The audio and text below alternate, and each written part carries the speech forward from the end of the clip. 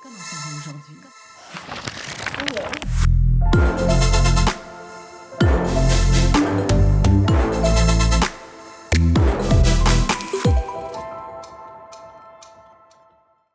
Hello, beautiful people! Moi, c'est Sarah et on se connaît pas, c'est normal.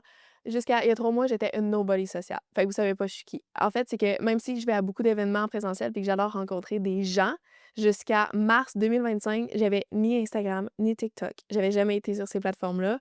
Fait que, ouais, je sais, on dirait que je sors d'une grotte, mais j'avais pas de compte sur ces plateformes-là. Fait que, tu sais, c'est là qu'on suit les gens. On pouvait pas me suivre ni savoir qui j'étais. Donc voilà, je vous rencontre, enchantée.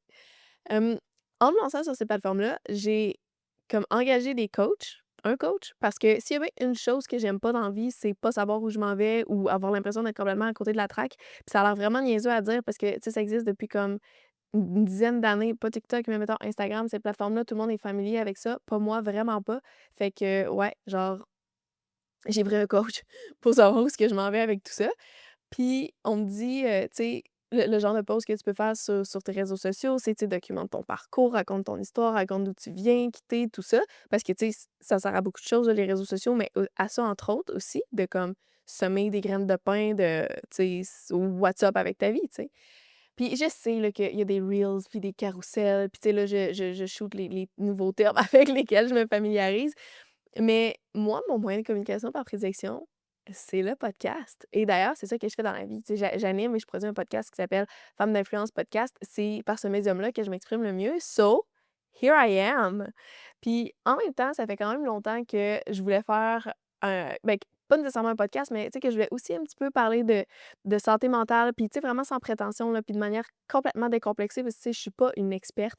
Puis fait que, tu sais, pour commencer, en fait, je vais vous parler de ma propre santé mentale à moi. Puis, tu sais, pas de gros sujets deep de santé mentale, mais plutôt, tu sais, comme de santé mentale fluctuante de la vie de tous les jours, là, parce que, tu sais, je veux dire, c'est ça que je vis. Fait que, tu sais, j'ai envie de vous partager, ce qui tu sais, les réflexions, les pensées qui me traversent l'esprit, puis, tu sais, ce sur quoi je réfléchis aussi. Tant mieux si ça résonne avec vous. Puis aussi, ben, j'ai juste, genre, j'ai juste plus envie de vivre mes shit toute seule. Tu sais, on dirait que c'est tout le temps ça qu'on fait. On parle pas de ce qui nous arrive, de tu sais, des fois, d'un petit peu moins beau parce que soit par gêne, soit par pudeur, parce que, tu sais, on pense que ça sera pas bienvenu, que, tu sais, c'est pas la place pour ça. Moi, j'ai envie de l'essayer. D'où, l'idée qui m'est venue de dans le journal de mon psy, puis j'avais envie en même temps de profiter, tu sais, un peu du ralentissement qu'il y a dans l'été pour lancer ça, puis l'essayer, puis voir ce que ça va donner. Je vous mentirai pas par contre que je suis vraiment nerveuse à l'idée de faire ça, pour plusieurs raisons, là, mais, tu sais, entre autres, je vous l'ai dit, j'ai un podcast, puis avec les invités, avec les personnes avec lesquelles je collabore, tu sais, j'ai vraiment l'impression que faut surtout que je me montre en confiance, puis c'est ça l'image que je dois projeter. Puis là, je lance un podcast solo dans lequel je vais parler de mes doutes, puis tu sais, je vais en fait être super vulnérable parce que, tu sais, tu sais, c'est vraiment un podcast qui va être qui est personnel, intime, fait que on dirait que ça accorde moins avec l'image. Mais, c'est ce que j'ai envie de faire dans le moment, puis je veux dire, ça va juste être encore plus moi. Par contre, ça m'insécurise aussi comme par rapport à ma famille, j'ai envie de dire. Là, je vous garoche tout ça, mais pour que vous compreniez, en fait, là, c'est tellement nouveau pour moi, les réseaux sociaux, que je publie des choses des fois, que ce soit un post ou des stories, puis après il y a du monde qui me parle, qui, tu sais, qui font référence au post ou à la stories que j'ai faite, puis je suis comme: «Pourquoi tu sais ça, you freak?» Tu sais? Mais mais c'est parce que c'est moi qui a amené ça sur la place publique. Fait qu'on dirait que j'ai pas encore ce réflexe-là de me dire: «Parce que tu l'as posté, tout le monde l'a vu». Tu sais, on dirait que je pense que ça reste privé, mais vraiment pas du tout. Fait que, il y a cet aspect-là aussi où ce que il y a du monde de ma famille qui vont savoir des choses. Puis c'est des gens à qui j'aurais pas partagé ces choses-là, mais là, parce que je vais le faire de manière publique, tu sais, ils vont le voir passer parce qu'ils me suivent sur les réseaux sociaux. Puis c'est pas une affaire de je suis tellement intéressante qu'ils vont suivre tout ce que je fais, puis c'est vraiment pas ça, mais c'est qu'il y a du monde dans ma famille qui sont vraiment curieux. Fait que genre clairement, on va arriver au party de famille, puis ça va être comme ils savent des choses. Puis même chose avec mes parents, tu sais, dans une certaine mesure. Il y a des choses que je leur partage pas, même si on est super proches, mais que je vais partager ici. Puis, tu sais, je leur partage pas des choses juste parce que, tu sais, ça fait partie de mon jardin à moi. Là Là, le jardin, il va devenir pas mal, communautaire, public, là. Fait que Fait qu'encore une fois, tu sais, il y a des choses que mes parents vont apprendre par le biais du podcast qui peut être, un petit peu bizarre comme manière d'apprendre des choses ou vu qu'ils sont pas sur les réseaux sociaux, il y a d'autres membres de ma famille qui vont savoir plus qu'eux, tu sais, des choses sur moi. Puis, tu sais, dernière affaire, c'est aussi par rapport à ma belle famille, on est comme pas tant proches. Puis là, je vais les voir, puis il va y avoir une espèce de «we know» ou «she doesn't know we know», tu sais, affaire comme ça. Mais, je fais quand même le saut. Pour vrai, je veux dépasser cette inquiétude-là ou cette espèce de crainte que j'ai parce que j'ai vraiment envie de le faire, ce podcast-là. Puis en même temps, ben, ça va confronter mes attentes, je pense. Puis je vais voir si c'était justifié ou pas. Mais, je pense que ça peut être une belle aventure. En tout cas, je suis quand même autant excitée que je suis nerveuse de lancer ça. Fait que c'est sûr que pour ce 1er épisode, ce premier moment-là qu'on est ensemble, ben, je vais vous parler de moi parce que comme je l'ai dit, on se connaît pas. Fait que si on se lance un petit peu dans la généalogie rapidement, mon grand-père était psychiatre, mon cousin est psychiatre, j'ai un oncle qui est thérapeute, ma grand-mère, ma mère et ma tante sont travailleuses sociales. Fait que je sais pas si vous savez ce qu'on dit des gens qui étudient en tu sais, mettons en psychologie ou dans ces domaines-là, là. Tu sais, souvent on dit que c'est parce qu'eux-mêmes, ils ont des problèmes qu'ils veulent résoudre. Fait que je regarde ça vite, là, puis on dirait que j'ai envie de me dire: «Trauma runs in the family». Mais mais au moins, ça témoigne de notre volonté de les analyser, puis de les comprendre, puis de travailler dessus. Ça doit être pour ça que je vois une psy depuis 7 ans. Puis je trouve ça quand même ironique, en fait, de lancer dans le journal de mon psy, parce qu'à la dernière rencontre que j'ai eue avec elle, justement, elle m'a annoncé qu'on allait commencer notre dernière année ensemble parce qu'elle, elle va prendre sa retraite. Ça m'a quand même fait de quoi, parce que en fait, je pensais qu'elle allait m'accompagner toute ma vie. Tu sais, j'ai des rencontres avec elle aux 3 semaines, puis je pensais que ça allait être comme ça tout le temps. Tu sais, je trouve tellement que c'est précieux d'avoir, une relation avec une psychologue qui te suit depuis longtemps, puis je pensais que ça allait m'accompagner toute ma vie. Finalement, ça sera pas ça, puis on dirait que ça m'a pris un petit 2 pour faire comme: «OK, il y a donc une fin à ça». Puis en même temps, ben, tu sais, je pense que c'est normal. Elle m'a quand même accompagnée dans beaucoup de moments de ma vie, tu sais, la fin de mon adolescence, l'université, l'anxiété parce que, tu sais, j'ai quand même traversé des périodes d'anxiété dans ma vie, la vie de couple, heu, j'ai envie de dire une réorientation professionnelle parce que je suis aussi passée à travers ça, le mariage parce que je suis mariée, une première grossesse, tu sais, j'ai un bébé de 2 ans, bientôt 3. Hem Tout ça, l'air de rien, c'est beaucoup, puis c'est toutes des périodes charnières d'une vie, puis pendant lesquelles elle m'a accompagnée, puis avec lesquelles, tu sais, pendant lesquelles on a amassé des outils ensemble. Fait que, tu sais, je suppose qu'à un moment donné, c'est normal que tu voles de tes propres ailes, mais on dirait que j'avais juste pas pensé que ça arriverait. Point.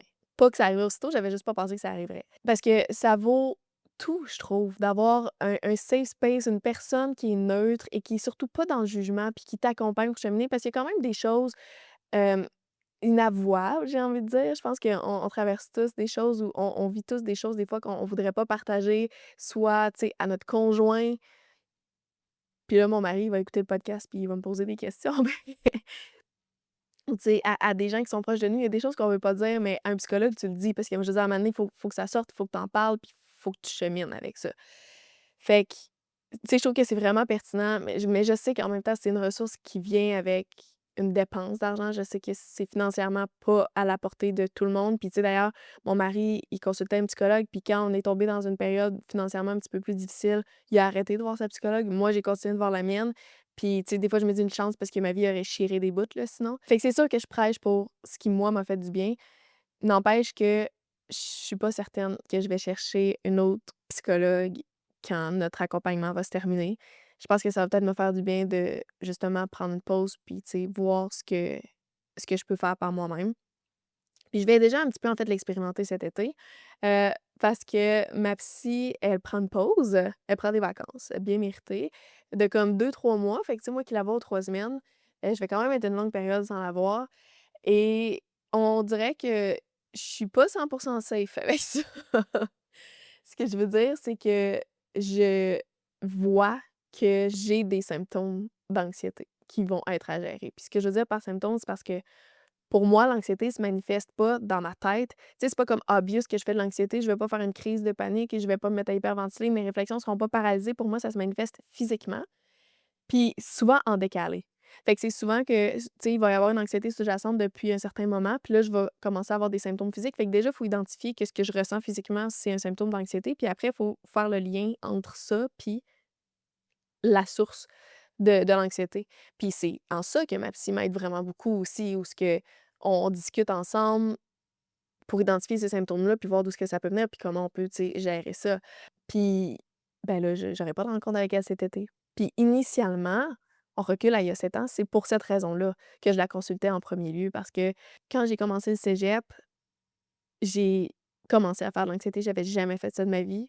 Puis je me suis mis à perdre du poids, j'ai perdu 20 livres entre ma première puis ma deuxième session de cégep. Fait que comme en 3 mois, j'avais plus d'appétit. C'est pour ça que je perdais du poids. C'est pas que j'avais un trouble alimentaire, c'est pas que je trouvais que j'avais du poids à perdre, mais je mangeais plus. J'avais zéro appétit. Je prenais comme plusieurs petites collations dans la journée parce qu'à un moment donné, genre: «Fuck, il faut que tu manges. Faut quand même que tu essaies de te nourrir un petit peu». J'avais des brûlements d'estomac parce que I guess que ton estomac s'irrite à force qu'il y ait rien dedans, je suppose. Puis c'était complètement nouveau ça, pour moi. Fait que c'est là que j'ai commencé à la rencontrer. On a identifié au fil de ces années-là les symptômes, tu sais, qui popaient. J'ai parlé des brûlements d'estomac, mais tu sais, il y en a d'autres qu'on a identifiés qui se développent, comme par exemple, il y a une plaque rouge des fois que je vais faire sur la paupière gauche. C'est vraiment random, mais c'est toujours là. C'est toujours, tu sais, le même genre de plaque toujours sur la paupière gauche. Fait que tu sais, ça, c'est un symptôme d'anxiété. Ça arrive juste dans dans ces cas-là. Des tensions dans le cou, dans le dos, tu sais, je sais que je suis vraiment pas la seule à faire ça, mais tu sais, des tensions vraiment intenses, là, que comme je vais avoir mal tout le temps. De l'insomnie, c'est un petit nouveau symptôme ça qui s'est rajouté il y a comme quelques années. C'est le pire de tous. C'est complètement atroce. Tu sais, quand tu fais de l'anxiété, il faut que tu essaies de comme gérer un petit peu, tu sais, tes émotions puis juste ce qui se passe dans ton cerveau. Le sommeil aide à reset tout ça. Mais là, tu peux pas dormir. Tu es comme privé du principal remède, là, tu sais, j'ai envie de dire. Fait que c'est vraiment juste atroce, faire de l'insomnie.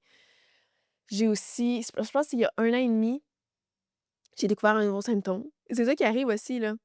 Au cours de 7 ans, c'est pas comme on a identifié la batch de symptômes qu'il y avait au début, c'est qu'ils s'en ajoutent à un moment donné. Mais il y a 1 an et demi, la première fois que ça m'est arrivé, j'étais au gym, je faisais des fentes. Puis juste comme en plein milieu d'une série, out of nowhere, j'ai eu un immense mal de tête qui m'a pognée. Ça me serrait les tempes, ça me faisait tellement mal, on dirait que ça me brillait tout le cerveau. Il a fallu que je lâche mes poids, puis que je me roule en petite boule, puis juste que j'attende que ça passe. Douleur, là, comme les médecins disent sur une échelle de 1 à 10, 10 millions. Ça faisait tellement mal. Fait que j'ai réussi comme à me traîner chez moi de peine et de misère, me prendre des Advil, puis me faire une sieste en attendant que ça passe. Puis quand je me suis réveillée, j'étais allée googler, genre: «What the fuck is happening?» Puis, ben, c'est tout le temps ça, en fait, hein. Quand tu googles tes symptômes, tu te rends compte que tu genre la seule maladie rare qui touche une personne sur 10 000 puis que dans le fond, tu déjà mort. Fait que j'étais allée consulter un médecin. Ça me semblait être une plus sage décision et donc le médecin, elle m'ausculte, elle me pose des questions, puis, elle me demande, tu sais: «OK, ça t'est arrivé au gym? Est-ce que c'était la première fois que ça t'arrivait?» Puis quand le médecin me pose des questions, ben, je dis la vérité. Parce que sinon, pourquoi on va consulter un médecin, tu sais? Fait que là, j'ai dit, tu sais, le premier aura de cette douleur-là, tu sais, plus sourde, là, ça m'a pas pogné fort de même. Mais tu sais, la première fois de toute, peut-être que c'est arrivé, c'était, au cours d'une relation sexuelle. Fait que parce que tu sais, force est quand même de lui dire ce qui pour qu'elle ait le plus d'informations possible pour faire son diagnostic. Fait que là, OK, elle continue à me poser des questions, comme par exemple: «Est-ce que tu as eu un accident?» Puis là, j'ai dit: «Ben, non». Puis là, je réfléchis, puis je me dis: «Ben, j'ai pas eu un accident, mais tu sais, au cours de la même semaine que ces épisodes-là sont arrivés», parce que ce qui arrive, c'est que ça m'est arrivé plusieurs fois en dedans de la même semaine, je me suis cogné la tête. Puis là, elle me dit: «OK, dans quel contexte? Tu sais, c'était-tu un gros accident puis tout? C'est tu sais, qu'est-ce qui est arrivé? Comment tu t'es cogné la tête?» Puis j'ai dit: «Ben, c'était au cours d'une relation sexuelle». Fait que là, elle passe sa face de comme: «Tu pourrais slacker sur les relations sexuelles». Elle m'a fait une référence en euros, parce que, tu sais, je veux dire, il y a quand même une limite à ce qu'elle peut voir. Fait que, fast forward, quelques semaines plus tard, je vais voir un neuro. Le neuro, ils sont vraiment bons, hein. Genre, ils en ont vu, là, des cas, ils savent ce qu'ils font. Direct, le neuro, il vient mettre sa main dans ma nuque, puisque c'était surtout du côté droit que ça faisait extrêmement mal. Fait qu'il vient mettre sa main dans ma nuque, puis là, il appuie, puis il dit: «Est-ce que ça fait mal?» Puis je suis comme: «Oui, ça fait mal». Là, il me regarde. Tu sais, là, la face de médecin qui est comme: «Mmh, je sais ce que t'as. Mais il va pas me le dire tout de suite. Il dit: «Je vais t'envoyer quand même passer un taco pour qu'on élimine tout ce que ça pourrait être». Donc, quelques semaines plus tard, première expérience de taco à vie, puis il faut que je le dise parce que c'est une expérience. Ah! Si vous avez jamais fait ça, là, vous passez pas à côté de grand-chose, mais je vais quand même vous raconter ce qui se passe parce que c'est spécial. Dans le fond, c'est qu'un taco, c'est une espèce de gros, tu sais, on imagine un beigne, un espèce de gros beigne, puis toi, tu es couché sur une planche, puis tu vas comme rentrer dans le trou de beigne. Puis pour que l'imagerie se fasse bien, ils doivent t'injecter un produit de contraste, je pense que c'est comme ça qu'ils appellent ça. Fait que comme je suis couchée, tu sais, l'infirmière, elle m'avait comme mis un cathéter, puis elle m'avait dit, «J je vais aller dans la salle à côté, tu vas rentrer dans dans l'espèce de trou de beigne». Puis là, on va t'injecter, l'iode. Je pense que c'est dans cet ordre-là, ou elle l'avait injecté avant. Je sais pas, là. Toujours est-il qu'il y a de l'iode dans mon système. Puis elle m'a dit: «Ça se peut que tu sentes une chaleur quand tu vas sentir passer l'iode dans ton corps». OK, parfait. Puis le taco commence, elle ouvre l'intercom et elle me dit: «OK, j'envoie l'iode». OK, parfait. Fait qu'elle envoie ça. La chaleur, la chaleur. Fait que là, ça part. On dirait que ça monte dans mon bras. Puis là, ça devient chaud ou ma tête. Là, je suis comme: «Mon Dieu, je suis correcte? Est-ce que je vois encore bien?» Tu sais, là, ça devient chaud ici. Je suis là, je respire-tu comme du monde? On dirait, tu sais, c'est chaud sur, tu sais, sur ma poitrine, mes poumons. Je suis comme: «Mon Dieu, on dirait que je vais pas bien». Puis là, le produit, il passe dans le corps. Puis là, ça devient chaud, là, genre dans le bas du ventre, ses jambes. Je suis comme: «Je suis-tu en train de me pisser dessus, genre?» Que c'est vraiment ça, la sensation. Quand le taco était fini, là, je me suis relevée, puis je touchais mes culottes, j'étais comme: «C'est-tu mouillé?» Non, c'est vraiment l'iode qui fait ça, mais c'est vraiment une expérience bizarre, là. Puis le taco revient quelques semaines plus tard, les résultats du taco, tout est beau. Fait que c'est là que le neurologue, il me dit, «Ce que tu fais, c'est des névralgies optiques», puis il dit: «C'est que les nerfs de la base de ton cou sont tellement tendus que ça va jusque comme coincer, je pense, un nerf qui va optique parce que ça vient comme tirer sur le nerf optique». Bref, c'est ça qui te cause des maux de tête, c'est de l'anxiété. Les fucking maux de tête paralysants qui font que je dois arrêter tout ce que je fais, que ça me prend en plein milieu du gym, que je me couche à terre, ça cause l'anxiété. Tu réalises-tu que je suis passée par un médecin, puis un neurologue, puis un taco pour être capable d'identifier que c'était de l'anxiété, puis après ça, des semaines, voire des mois plus tard, OK. Mais là, c'est quoi qui s'est passé des mois plus tôt qui a amené ça? Fait que, ouais, c'est vraiment compliqué et c'est là que ma psychologue est vraiment, vraiment pertinente et très aidante. Fait que ça, c'était comme il y a 1 an et demi, puis tu sais, legit, je pouvais rien faire cette semaine-là, là, à part de prendre des casses migraines. Fait que j'ai commencé à aller prendre des marches. Je me suis dit: «À défaut de pouvoir identifier c'est quoi la base du problème, ben, je vais essayer de calmer les symptômes puis juste comme aller prendre des marches. Puis pas travailler puis essayer de pas m'en rajouter puis essayer de me calmer un petit peu». Mais tu sais, à force de faire ce travail-là, ben, là, c'est sûr, c'était un nouveau symptôme puis c'était assez intense, j'aurais pas pu identifier c'était quoi. Mais à un moment donné, tu sais, on essaye d'être plus à l'écoute de notre corps puis d'être capable de plus voir, tu sais, ce qui arrive.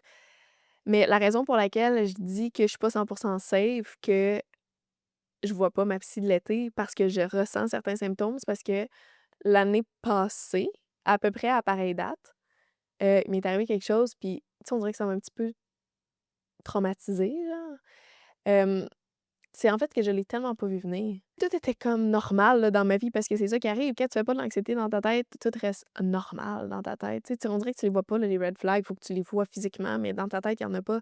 Fait que, tu sais, moi, c'est sûr que je vais vous dire, c'était normal. Je finissais mon MBA, je travaillais pour ma compagnie, tout va bien sous le soleil, là. Puis à un moment donné, un lundi, j'ai commencé à avoir des brûlements d'estomac. OK, tu sais, symptômes, ça se gère. Mais en plus, ces brûlements d'estomac, tu sais, genre, ça peut te faire ça après avoir mangé de quoi, ça veut même pas dire que c'est de l'anxiété, là. Mettons. Bref, lundi, je commence à faire des brûlements d'estomac. Mardi, la petite plaque ici dont je vous parlais, elle apparaît sur ma paupière gauche. Le mercredi, je commence à avoir des maux de tête, les mêmes maux de tête qui reviennent. Le jeudi, je commence à faire de l'insomnie. Puis, dans le fond, c'est pas genre un symptôme différent à chaque jour, c'est un nouveau. Fait que tout ça s'ajoute. Le vendredi, je commence à avoir des frissons, mais tu sais, genre des frissons de fièvre. Faut que tu ailles prendre un bain, genre tu mal partout, mais je ne faisais pas de fièvre. Tu sais, je prenais ma température, puis je faisais pas de fièvre. J'étais genre: «What the fuck is going on?» On est samedi, puis là, rendu à samedi, j'ai des brûlements d'estomac, j'ai cette petite plaque, tu sais, je veux dire, en soi, la plaque, elle fait rien, sauf que c'est désagréable, là. Fait que j'ai cette petite plaque-là au-dessus de la paupière, j'ai des maux de tête, je dors pas depuis jeudi, j'ai des frissons. Puis là, samedi, je commence à avoir des immenses tensions entre les omoplates puis dans le cou, puis là, j'ai mal de vivre, genre. Puis dimanche, première fois que ça me faisait ça, des douleurs à la poitrine. J'ai mal à la poitrine puis j'ai mal quand je respire. Je suis comme: «OK, là, ça marche pas». Je peux à peine survivre dans notre appart. Je peux pas aider mon mari parce que, genre, je suis complètement je suis un zombie, je suis un zombie drogué au Gaviscon puis au casse-migraine. Je peux rien faire. Ma petite qui a comme 2 ans à ce moment-là, genre: «Hey maman, parce que c'est normal», tu sais? Genre, elle veut voir sa mère faire des colleux ou whatever. Puis moi, je peux rien faire. Puis ces sollicitations-là auxquelles je ne peux même pas répondre, ça continue de drainer toute mon énergie. Fait que j'étais comme: «Je sais pas ce qui se passe. J'ai aucune idée de ce qui se passe. La seule chose que je sais, c'est qu'il faut que je m'en aille. Il faut que je m'en aille par survie». Genre, c'est atroce. Fait que j'étais allée à l'hôtel. Je suis allée m'isoler, j'étais allée me tenir loin de toute, sollicitation d'énergie, puis je me suis dit: «Je vais investiguer». Fait que pendant 3 jours, j'ai lu, j'ai fait beaucoup de journaling, puis j'ai réfléchi pour essayer de voir c'était quoi la source du problème, pour essayer de décortiquer ça. J'étais comme devant trop un gros problème, puis tout mon corps avait choqué. Ça m'a tellement fait de peine de partir. En fait, ce qui m'a vraiment fait de la peine, c'est quand j'étais encore à l'appart, puis que ma petite me demandait n'importe quoi, tu sais, des joue avec moi, fais-moi un câlin, n'importe quoi. Puis que j'étais pas capable. J'étais rien capable de faire. J'étais là, mais rien capable de faire. Puis j'ai tellement trouvé ça difficile, puis finalement j'ai dû partir, puis ça m'a vraiment fait de quoi de devoir partir pour ça.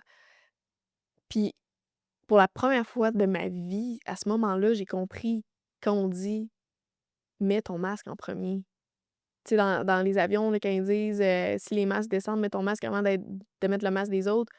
J'ai compris ça pour de vrai parce que je me dis: «Ça te sert à quoi de mettre le masque de 2 personnes si tu tombes après? Alors que si tu mets ton masque avant, tu vas pouvoir aider 10 autres personnes». Puis là, j'étais juste tellement plus capable d'être là juste pour les 2 personnes que j'aime le plus au monde. Au terme de ces 3 jours-là, je suis revenue chez nous, ça allait mieux. Tu sais, je veux dire 3 jours de parfaite solitude, tu réfléchis, tu identifies des affaires. Fait que je suis rentrée chez moi, mais j'étais encore vraiment fragile. Puis tu sais, j'en avais parlé à mon mari par rapport, mettons, à la routine du soir avec la petite parce que reste que ça prenait pas de grandes sollicitations pour que ça me brûle puis que ça me draine. Puis ça m'a vraiment fait peur parce qu'à ce moment-là, après que je sois revenue de l'hôtel, il y a rien qui me tentait, puis surtout, il y a rien qui me rendait heureuse. Des choses qu'en temps normal, j'aurais été heureuse de faire, ça marchait pas, je ressentais aucun bonheur à rien, à rien faire ou à rien du tout. Puis ça m'a vraiment fait capoter. Je me disais: «Ça va-tu revenir? Je vais-tu rester comme ça tout le temps?» Je me sentais tellement engourdie. Tu sais, j'avais ma compagnie à ce moment-là, fait que je me suis permis de prendre comme 4 5 jours à ne pas travailler, puis à juste comme essayer de prendre soin de moi parce que puis à essayer de me reconnecter, en fait. Fait que, tu sais, j'ai fait du développement personnel, je prenais des marches, puis je faisais comme pas grand-chose de mes journées, là. À un moment donné, j'étais allée au gym, je me suis dit: «Tu sais, je vais recommencer le gym, puis, tu sais, je veux dire, tant qu'à être ici puis à rien faire, au moins, fais juste un petit quelque chose». Fait que, tu sais, fais juste mettre ton linge, fais juste attacher tes espadrilles, fais juste mettre tes écouteurs, tu sais, juste une petite étape à la fois. Puis quand j'étais arrivée devant le rameur, je faisais plus de rameur que ça avant, mais là, j'étais arrivée devant le rameur, puis j'étais comme: «Ah mais ça me tente pas. J'ai pas envie de faire ça». Puis genre, je suis pas capable, je suis tellement à terre. Puis je me suis dit: «Si tu fais juste 20 mètres, c'est correct». 20 mètres, là, c'est 3 coups de rame, là. Mais c'est comme, si tu fais juste 20 mètres, fais juste 20 mètres. Si tu fais juste 20 secondes ou 1 minute, so be it, tu sais, puis ça va être correct. Puis ça m'a tellement fait du bien de me dire ça, de me donner cette espèce de grâce de faire juste le plus petit pas, puis que ce soit correct, que ce soit un win, tu sais. Puis c'est quand même quelque chose que, tu sais, qui est resté avec moi. Je trouve que c'est tellement doux, c'est comme un velours sur, des fois, la pression qu'on se met de faire plus ou le jugement qu'on se fait qu'on n'est plus capable de faire plus sur genre: «Mais voyons, tu rien capable de faire». Puis tu sais, juste d'être capable de se dire: «Si tu fais juste un petit pas, ça va être correct». Puis ça m'a je pense que c'est quelque chose, un déclic qui s'est fait dans mon cerveau qui m'a vraiment aidée pour la suite. Mais là, c'est que j'ai tellement pas vu ça venir, cet épisode-là.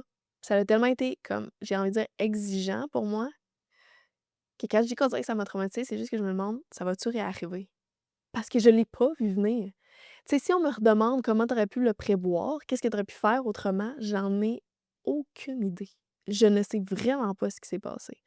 Fait que ça me stresse un petit peu, puis je pense que l'hiver, le printemps, c'est souvent des grosses saisons pour moi. Je travaille vraiment beaucoup l'hiver, le printemps, puis tu sais, là, cette année, j'ai lancé Femme d'influence, puis même tu sais, j'adore ça, mais c'est juste que c'est beaucoup de travail. Puis pour d'autres raisons aussi, ça a été un gros hiver, un gros printemps pour moi. Fait que là, je me sens bien, je veux dire, c'est ça qui arrive, je me sens toujours bien. Mais rien ne se perd, rien ne se crée. Puis je pense que ça a quand même été, 2 grosses saisons où ce que il y a de la tension qui a dû s'accumuler, puis à quelque part, il va falloir que ça ressorte. Puis là, j'en vois des symptômes d'anxiété. J'en vois qui pop plus fort que d'autres. Fait que tu sais, des fois, je me dis: «Peut-être que je me suis poussée à une limite. Peut-être que je suis rendue quelque part où ce que faudrait que je prenne un petit 2 pour faire un check-up avec moi-même, une espèce de juste comme faire le point, j'en suis où? Est-ce que je suis correcte? Qu'est-ce qui se passe? Qu'est-ce qui me convient? Il y a des choses qui me conviennent pas, qui sont arrivées en cours de route. C'est ça qui arrive, là, quand je vois des symptômes d'anxiété, je me sens toujours un petit peu dans l'urgence d'identifier puis de réajuster pour pas que ça dégénère, justement. Mais ce que je veux dire, c'est que je vais vraiment être toute seule pour figure it out. Mais je vais pouvoir partager ça avec vous. Puis il y a quand même des choses que j'ai développées au fil des années que c'est sûr que je vais continuer de faire. C'est sûr que je vais prendre des marches à tous les jours. C'est une espèce de moment de liberté où ce que ça libère mon cerveau puis ça fait vraiment du bien.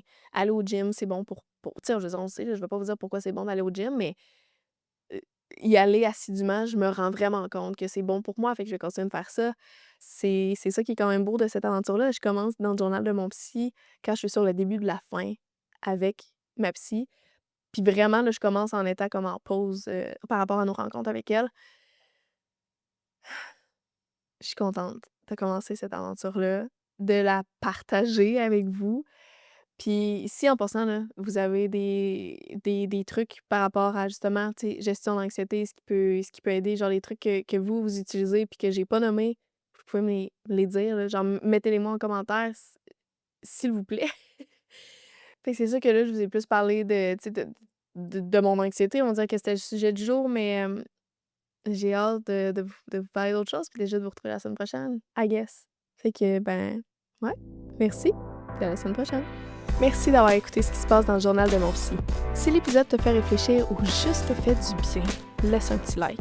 Puis si tu connais quelqu'un que ça pourrait aider, partage l'épisode. Si tu as envie de réagir ou d'ajouter quelque chose, laisse un commentaire. J'ai hâte de te lire et de continuer la discussion avec toi.